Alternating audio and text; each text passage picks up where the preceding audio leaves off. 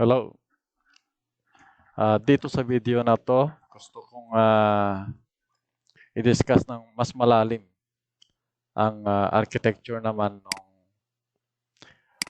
sa server side ng SIAS Online. Ayan. Ito kasi nakikita natin na parang isang box lang dyan. You have there the server side modules, no?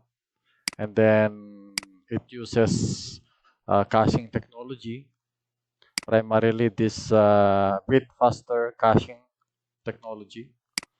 At meron siyang persistent storage na Microsoft Faster Core. No? But basically, itong server-side system natin, no? Mas komplikado yan ng konti kaysa dito sa nakikita nyo na diagram ngayon. So, medyo pinalaki ko itong arrow dito, indicating yung communication between the cloud server and the database server. No? So, ito yung iniiwasan kasi natin, no? Yung communication na ito. As much as possible, yung system natin dito, wag yung paulit-ulit na kinukuha niya o nire-retrieve niya yung data from the database server. So, yun yung iniiwasan natin dyan. Okay. So, bababa ako ng konti. No?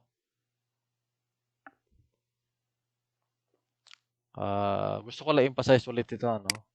Itong network communication. No? Kahit na local area network pa yan. As much as possible, iiwasan natin yon. So, kaya dito pumapasok yung caching technology para yung mga palaging nire-retrieve na data, no, as much as possible, i-map natin, no, from the database server. Example, yung laging pinipick up natin, no, nire-retrieve ng system na data galing dyan sa database na ito, no, ilalagay na natin dito sa memory. Yan.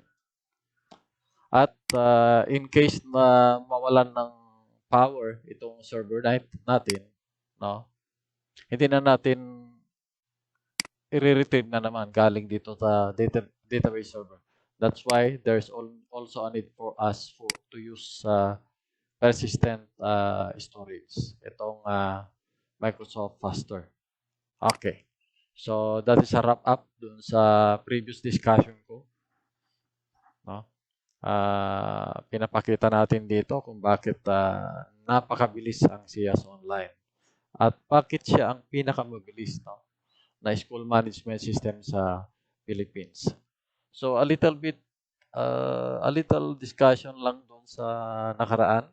Ayan, ito kasi medyo nalampasan ko to, hindi ko masyado na-discuss itong part na to doon. Kung bakit ginagamit ko yung Stack Overflow na model dito. Although marami pong mga online massive online na mga systems yan, no? Pero one of them is Stack Overflow. At bakit kaya ginamit ko yung Stack Overflow? Well, Stack Overflow is system, massive online system na ginagamit ng millions of IT professionals. Marami doon mga programmers na katulad ko. No?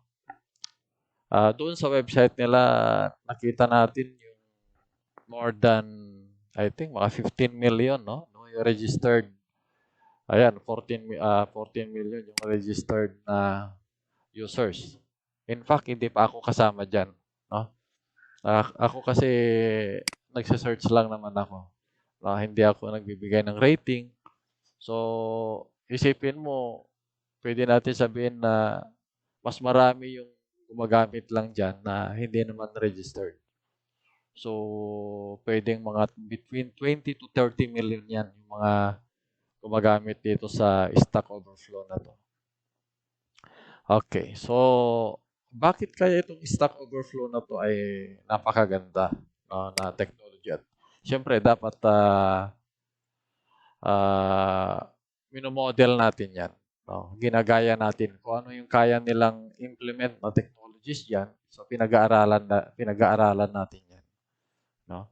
So, one of them, diniscuss nito ni Nick Craver, no? Yung lead architect nila, no?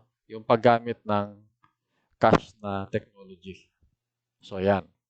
So, kung pupuntahan nyo yung website o yung link na yan, saan na ba yan yung link? Itong link na to na pinakita ko last time.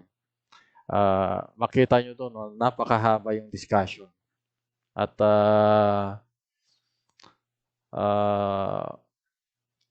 nakikita talaga doon na kung gaano kalaki yung tulong ng caching na technology para makamit ng Stack Overflow yung capacity, no? Para ma-serve niya ng maayos yung mga millions of subscribers nila at pati na rin yung mga unregistered na gumagamit ng kanilang systems. Okay. So, ito yung simple diagram na ipinakita ko dito. No? Parang isang cloud server lang yan. Okay. What if yung cloud server mo multiple? Example, we have a client in Central Luzon. Hindi ko na babanggitin yung pangalan ng university na yun. No? Multi-campus po sila. So, we use only one database. No? Ito. Isang database lang siya. But they have many cloud servers. So, ano yung problem na nakikita natin dito? No? So, papakita ko yung diagram ngayon ng ayan, yung isang school na yon. Ayan. So, meron tayo dito ngayon isang cloud server para sa first campus, another server for the second campus, then another for the third, fourth, fifth, sixth, no? Hanggang kung ilang campuses yan. So imagine you have many servers, no? 1, 2, 3, 4, 5. Siguro sa isang malaking eskwelahan, no? Na would be using just one database. Isang database lang siya. Pero maraming campuses, no? And siyempre, isang campus kasi, isang cloud server 'yon, no? Isang server 'yan. Although doon sa server po namin, no. Isang cloud server siya. Kaya lang kasi doon sa loob niya, may kanya-kanyang servers 'yan. Kanya-kanyang server per school or per campus. So, ano nakikita natin problem ngayon dito? Ayan. Itong data ngayon nito, itong itang server na to, yung Campus 1, no? Siyempre, meron siyang sariling cache. Kasi hiwalay yan, no? Ito naman, yung Campus 2, may sarili diyang cache. Ayan. Ito rin, may sarili din siyang cache. And, siyempre, to the end, no? Yung, ayan. So, meron sarili din sa storage, siyempre. Ayan. Ito sa baba. So, what if may update dito sa cache? No? Take note na yung database server natin dito ay talagang ano yan, kahit na may update dito, pag nag-update ito, syempre, nakikita na kaagad talaga na kasi centralized na database yun. No? Nakikita na nito, at the rest. Kasi every time kasi na mag-retrieve ka ng data, dito ka kumukuha ng data, no? So, any of the servers na to, pag nag-store, nag-save ng data, Next time kasi na i-retrieve mo yung data, no? Doon sa server na ito, nire-retrieve mo rin sa kanya eh.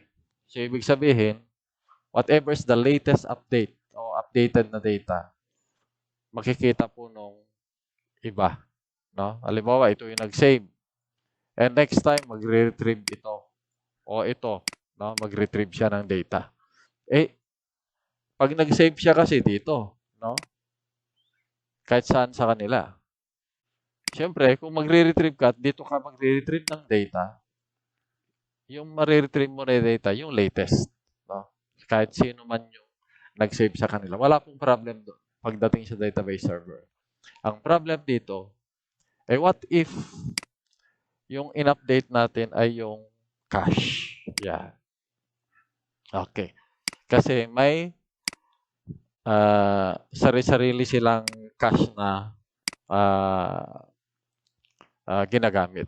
So, exclusive yan, no? So, this cloud server has its own cache, no? Although this one is the first campus, this is the second campus, and the third campus. So, basically, this is just one university, no? Okay. So, that is the situation. Okay. So, ano ngayon ang solution natin dito? Diba? O ano yung gusto natin i-solve dito? Okay. So, ang gusto natin gawin dito, na pag may update dito, dapat yung data na ginawa niya dito, o sinave niya dito pala. Or dito, no? Dapat nakasave din dito sa kabila. At dito rin. Siyempre dito, no? So, nakasave diyan. Halimbawa itong campus na to, no? Merong change sa kanya. Ito, may change dito. Doon sa algorithm niya. Okay? I-update niya yung cache niya. Itong cache niya dito. I-update niya to. At sa system kasi, yung technology na ginamit namin dito, the moment na you update this cache, it will also update itong cache natin dito. No? So, ito yung persistent storage natin. So, pero dito kasi may sariling behavior yan. No? Hindi agad-agad sinisave niya doon sa disk. So, nilalagay niya muna sa memory. Kaya nga ito, this is both a memory and this storage natin din. Okay. So, ito talagang pure memory ito. Okay. So, the problem there is, na-save siya dito, dapat yung data na yun, real time at real time, na-save din siya dito, na-save din siya sa kabila, okay, at dito. Yan. Sa lahat, no? Dapat updated lahat. Siyempre, pati rin dito. Updated. Yan. So, pag may isang server dito ang mag-update ng kanyang cache, di ba? Ito yung kanyang cache. Okay? Dapat, yung data na yun, mare-replicate natin sa ibang cache natin. Bakit? Kasi iisang database nila eh. Pag may update ka dito at hindi mo in-update yan, hindi na magsisynchronize yung mga data na yan. No? So, pwedeng ito, pag gusto niya tingin makikus, dapat kailangan niya o i-retrieve niya yung data na nandito, hindi na pala yung updated. Kasi ito, may binago dito, doon sa same na data na yun, no? May problema yon kung hindi updated agad ito. Dito na ngayon papasok ang technology na ito. No? Yung Microsoft ASP.NET, ASP.NET SignalR, real-time technology. So this is a real-time technology. No? Ang real-time technology, napakarami po ang gamit niya ngayon. No? So I would like to share this technique sa mga ibang programmers o mga developers. No? This is a very important technology that you should also learn. No? In case na hindi pa ninyo alam, yung real-time technology na yan. So mamaya, di-discuss natin kung ano ba yung ano yung technology na yan. Okay. So this is what we have used in CS Online, no? Para maging ano siya, multi-campus cache backplane ang tawag sa kanya. So backplane siya. Kaya nga there is a line here. So parang ito yung backplane niya, no? Para whatever update na nangyayari dito, ayan, pumupunta rin dito sa ibang cache natin. Ayan. So, kaya tinatawag siyang backplane. Okay? So, ginagamit natin dyan itong technology na to na ASP.NET SignalR. Microsoft, this is a Microsoft technology din. Inumpisa, dinevelop nila to since 2014 o 2013. Siyempre, meron ng mga bagong version. Meron din yung mga 2020 to 2021 version pa rin naman yung itong version na to. No? But then again, si Microsoft kasi meron na siya yung core na version ng SignalR din na technology. Okay. So, let's discuss this. So, yung concept dito, dapat yung content ng mga cache natin dito ay pare-parehas. No? So, when there is an update here, dapat updated po lahat. Yan. Nang halos sabay-sabay. Real-time. Kaya nga ito, real-time technology. No? Okay. So, ano ba yung real-time technology na yan na sinasabi natin? Okay. So, punta tayo sa mag-Google muna tayo. So, basically, yung real-time na yan, same yan sa sinasabi nating technology na push technology. Ayun, so ito siya. Okay, search natin siya. Ayan. Okay. So, take note of this word, no? Yung push technology. So, ano itong push technology na to? Okay, basahin natin. Push technology or server push, no? So, parang may push na galing sa server. Ano yung ibig sabihin nun? Parang baligtad, no? Normally kasi sa isang operation, yung nanggagaling yung request from the client. Kaya nga tinawag sa server, no? Kumbaga, meron kang taga-serve, merong kliyente. So, si client, nagre-request siya to be served by the server. No? Ito, baligtarin natin yung operation. This time, itong server na to, siya ang nagpo-push. Okay. So, basahin natin. Is a style of internet-based communication where the request for a given transaction is initiated. Initiated by the publisher or the central server. No? May nag-appear na drawing. Ayan, yan. So, dito, meron kang server dyan. No? Si server mo yung nagpo-push ng data o messages doon sa mga clients. Marami pong gamit niyan. No? So, ito yung normal na ginagamit. So, it is contrasted with pull get. So, ito yung sinasabi ko na magre-request muna si client and then magre-respond. Ayan. Magre-respond. No? For the request transmission is of information is initiated by the client, no? Or the receiver. So, laging si client ang nagre-request o nag-i-initiate. But this time, with server push technology, with this technology, pwede rin pala si server ang mag-push o mag-initiate. Okay, so baka isipin ninyo, may drawing siya kanina dito. Ayan. So, paano kaya si server ang mag-initiate ng, halimbawa, yung communication o yung message, no? Sorry, hindi dapat communication. Message or something to be executed or to be performed. Parang si server yung magsasabi doon sa client, ito gawin mo. There's a data, there's a message. So, pwedeng siya yung mag-send ng message, siya yung mag-send ng data, na siya yung mag-i-initiate.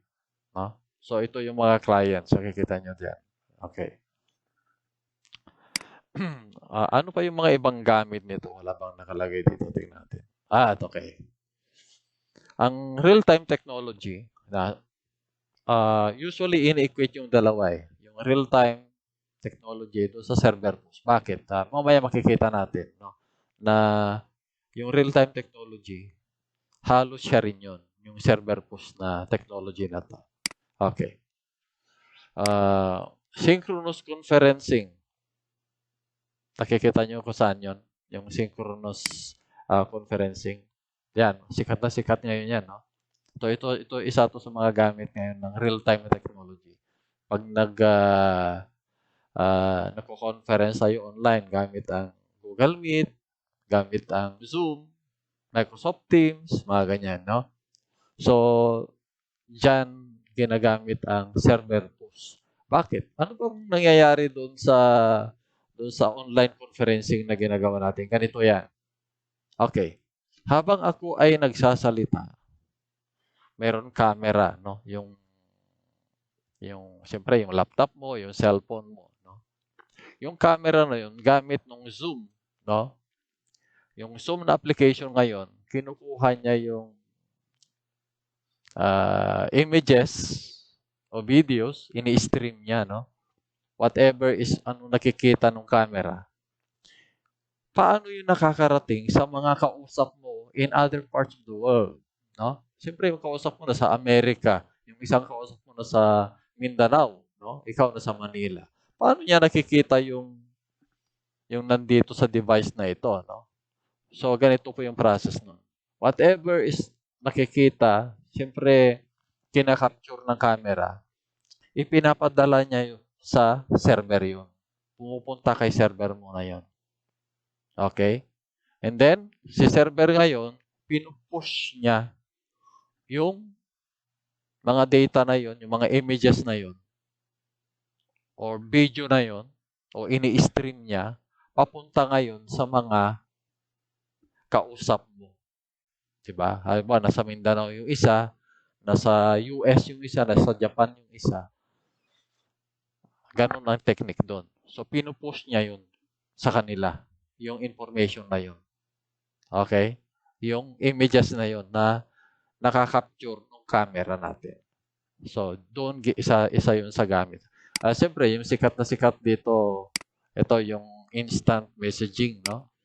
So, sikat na sikat yan. Yung Facebook. So, itong technology na to, napaka-importante sa mga developers o programmers. No?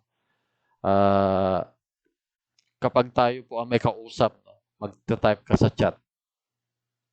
Pag type mo ganyan, then press send. Pag send mo, ba't kaya lahat ng 100 na naka-online na mga kaibigan mo, na-receive nila agad yun? Real time. Oo, doon na pumapasok yung word na real time. No? Ba't kaya nakarating ka agad sa kanila yun? No? Halos instant. Basta wag silang putula, no? Wag putol yung kanilang internet connection. No? Ang pinag-uusapan natin dito, milliseconds lang. Ganun kabilis. Kaya nga real time siya. Okay? So, yung 100 na kausap mo in other parts of the world can already receive. It's because of push technology. So, ang ganito nangyari doon. Yung chat mo, yung message mo, pumunta muna kay server, tapos si server ngayon, ni-push niya yung message na yon doon sa mga naka-online. Okay. So, ano ba ang technique doon? Bakit kayang i-send o i-post ng server yung messages doon sa mga connected na mga kaibigan mo? Okay. Dito pumapasok yung technology ng WebSocket. Okay, tingnan nga natin kung ano meron na messages. Ayun, tingnan natin. Ano ba sinasabi dito? Ayun yun. Okay. Palaki natin yung konti.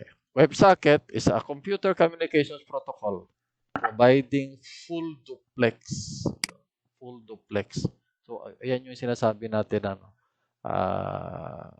pag sinabi natin na full duplex kasi yan, two-way. No?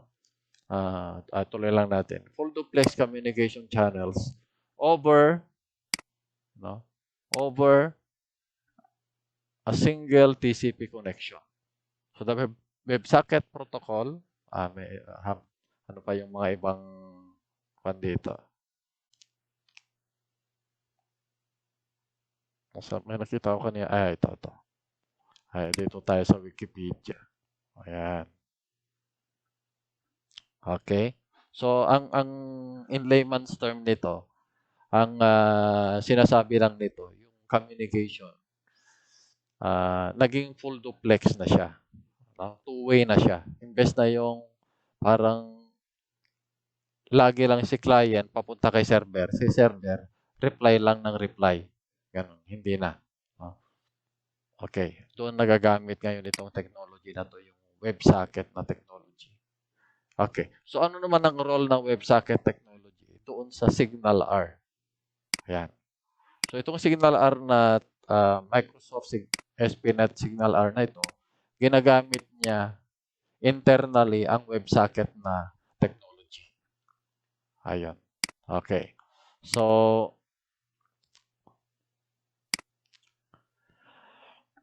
gusto ko ipakita kung paano namin ginamit ito sa SIAS Online. Okay. So, iran ko ang Visual Studio 2019. Yan. Ito yung cache server natin. Yung cache server natin. Okay. So, pakita ko lang yung part na ito. So, ang ginawa namin dito, nilagyan ko siya ng log. Yan. Okay. So, nilagyan ko ng log para makita natin. Take note, this is the server side already. So, ito yung server side niya. So, makikita natin dito, this is the command from Signal-R. Yan. So, makikita mo yung Signal-R dito sa message niya. Yan, doon sa to. Microsoft ASP.NET Signal-R Hub, sabi niya. No? Na parang ganito yan eh. Ang WebSocket na technology kasi, dito na lang sa Signal-R, no? Si server, hindi niya pinuputol yung connection ng clients. Yan. So, yan yung sekreto dyan. Siyempre, para makapagpadala ka ng message sa client, kailangan yung connection doon, hindi putol. Di po ba? Ayan. So, kaya nga ang kanya dito, clients, ang word natin dyan. But then, you would want to send that particular data to a particular client. So, from the clients, then you get one client, no? And then, you execute this. So, ang mangyari dito, this method will be executed or performed by the client. So, wow, ang ganda, no? So, yung Signal-R technology pala, pwede mong utusan yung device o yung program na running doon sa isang device na gumawa ng isang bagay. Ganun yan. But of course, this one should exist in that particular program. No? So, meron kang ilalagay din doon. No? May code din yun para ito mag-execute siya doon. Kailangan mag-match yung signature. Okay, so in here, I'm only showing you kung paano ginagawa yung push na technology. So, nilagyan ko ng log dito para makita natin na ito ngayon, nag-push siya, no? Sa isang client. So, itong value na to, that is the connection ID of the client, no? Ito, tinatraverse niya. So, we have here for each, no? Tinatraverse niya yung clients kasi mini-maintain kasi natin yung connections ng mga clients. No? This code would prevent the broadcast. No? Parang nagbo-broadcast kasi tayo doon sa sarili. No? Although, in Signal-R, meron siyang command na ganito. Yan. Clients, point others. Yan. Para doon mo ipadala. So, imbes na gumamit ka ng for loop o for each, ganyan. So, pwede yan.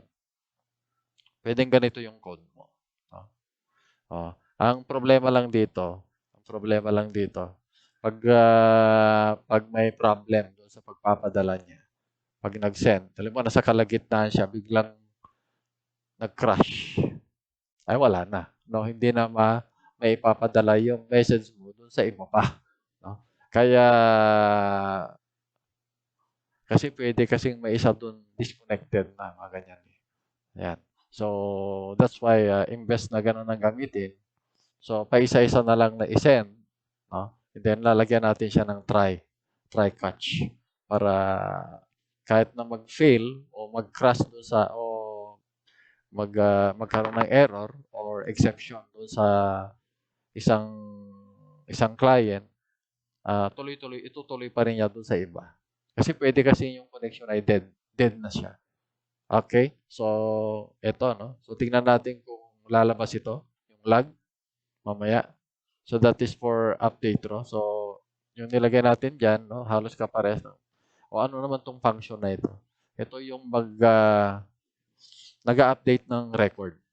Yan. So, di natin alam ng record yan, no? It is indicated by this particular table index. So, hindi, itong cache server na to, hindi na niya alam yun, kung ano yun. So, kasi siya taga-ano lang, backplane lang kasi siya. So, ito, yan. Backplane lang kasi siya. Kumbaga, kung ano yung dumadaan sa kanya, yung galing dito, pinapadala lang niya din dito sa kabila. So, yun lang yung trabaho. So, wala siyang pakialam kung ano yung pangalan ng table, ano yung mga fields, mga ganyan-ganyan. No? So, parang highway lang siya. Yan. Kaya nga backplane ang tawag natin sa kanya.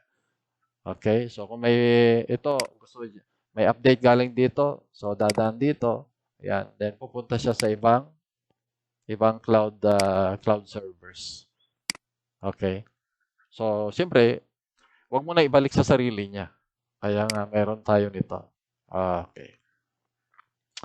So, ganun din dito. So, nilagyan ko rin dito, no? Yung pag nag-delete ka ng record, yung cache technology kasi natin, if you don't know kung ano yung mga fields ang kailangan i-update, you can simply just delete the record. Bakit? Kasi pag wala yung record, it will retrieve that record. Pag kailangan na siya later on, no? It will retrieve that record directly from the database na. So, but if you know kung ano yung mga fields ang i-update, halimbawa may isa, dalawa, tatlong fields lang, no? There's no need to use this, no? Dapat ang gamitin ito, no? Para hindi na siya mag-retrieve galing sa database server. Okay, so we have also this one that will retrieve the code, that will delete the code, no?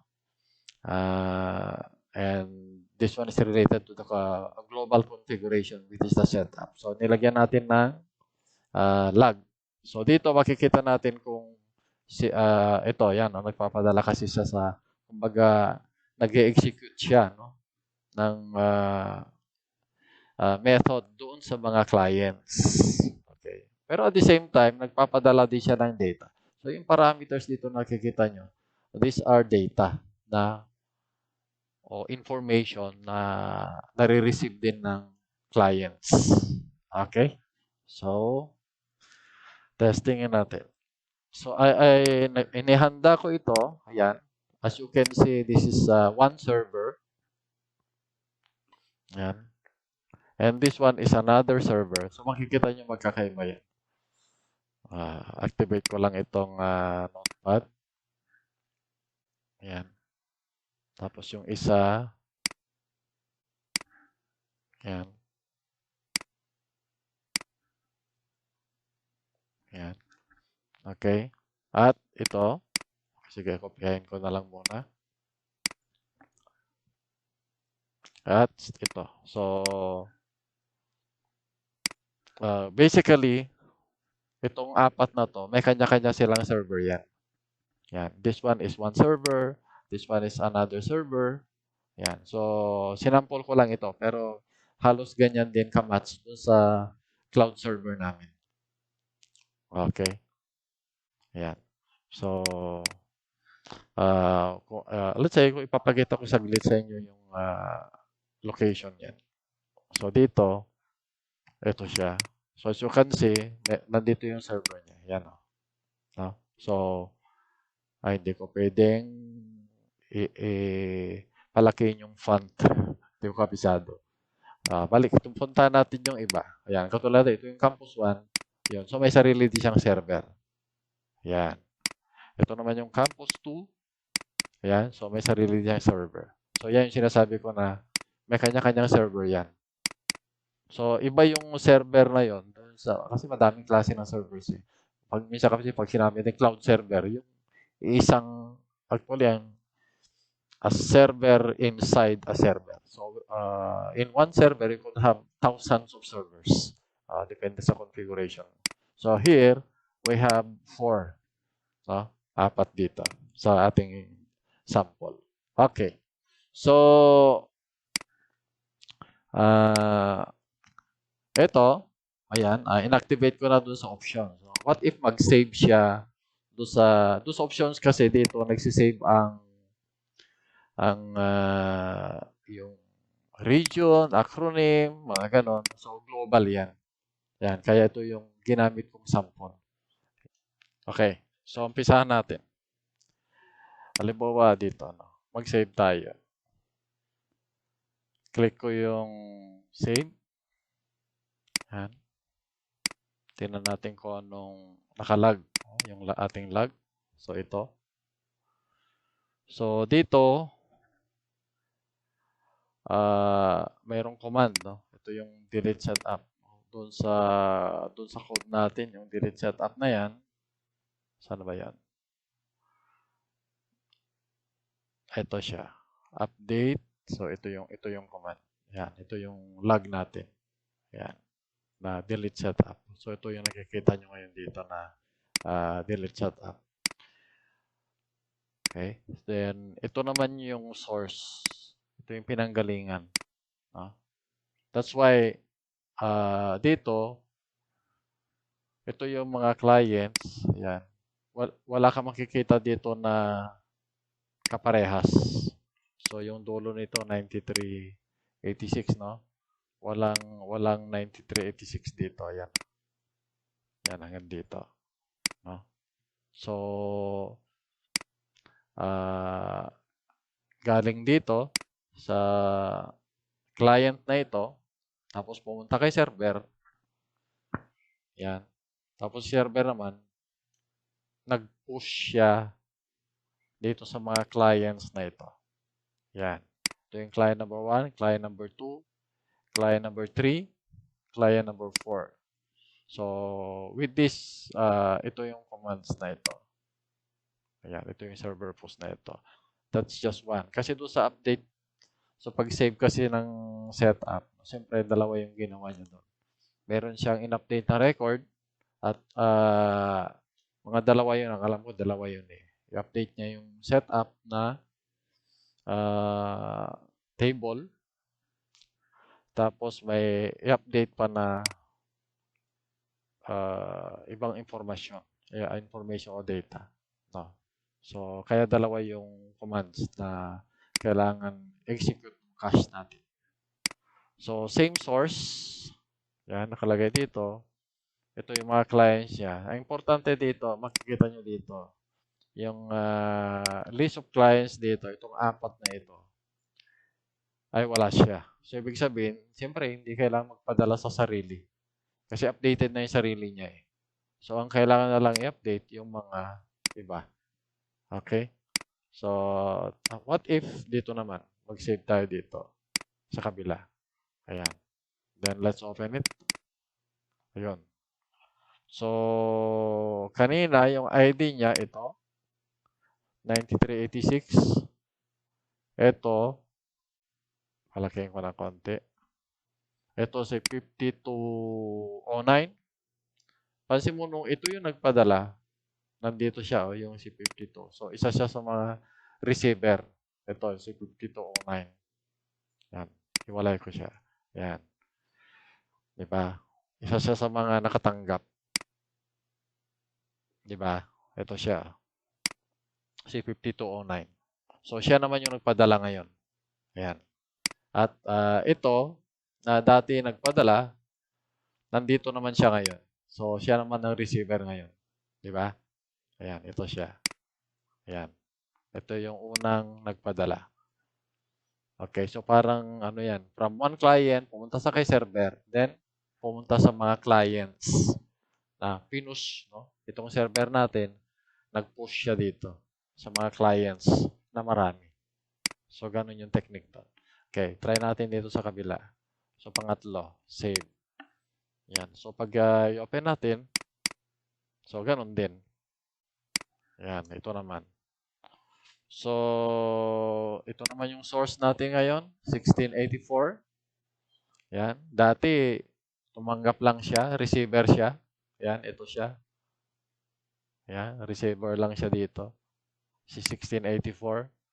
Client lang siya, but this time, siya naman yung nagpadala. Ayan, si 1684.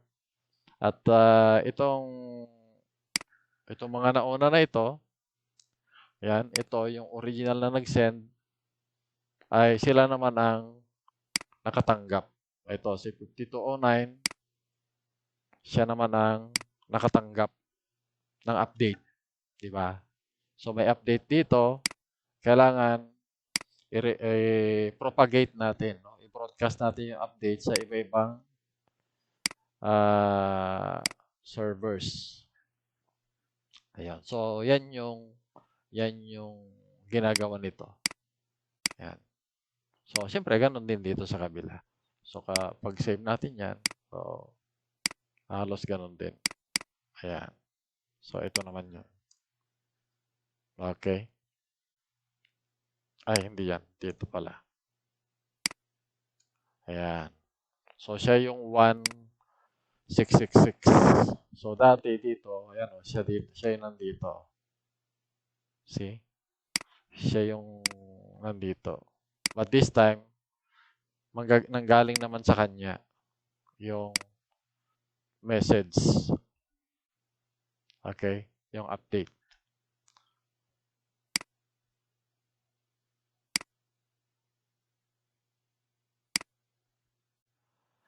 We've been using this since many years ago. No? When we did our online biometric system namin. That's why yung biometric system namin, ano yun eh, online siya. No? Yung server mo, pwede nasa Singapore, pero mag-biometric ka dito sa Manila, mag-biometric ka sa Mindanao, mag-biometric ka sa Visayas. Nakikita ng lahat ng sites. Nako, medyo nag-ano yung boses ko. Nakikita ng lahat ng sites. Yan. So, napakagandang technology din yun. Ganon din sa technology namin sa queuing system namin. No? So, we have that very advanced no na queuing system na online siya. Online real-time yung ginamit na technology. Imagine mo yung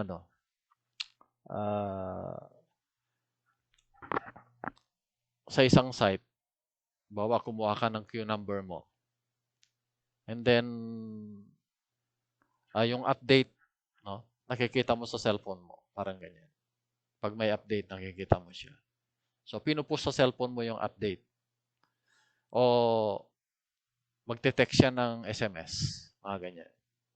O kaya, yung television, yung malaking TV, di ba? Para nakikita mo yung updated na queue. Kami lang yung may technology na ganyan. No? Na, yung television, okay, nasaan yung opisina? Nasa Parañaque. Nasaan yung isang television? Nasa Cebu. Pwede yun. Nasaan yung isang television?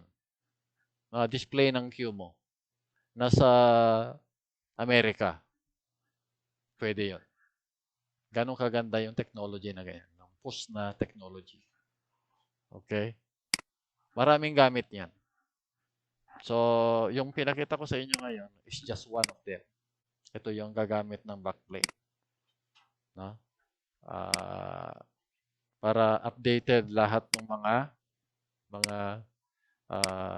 cache natin. No? In every, ito ginagamit lang naman ito kung yung database ay multi-campus. Kapag hindi multi-campus yung database, kasi hindi na ginagamit ng system yan. So, Ah, ginagamit lang ng SIAS Online yan pag multi-campus. Ah, okay, so that's it for now.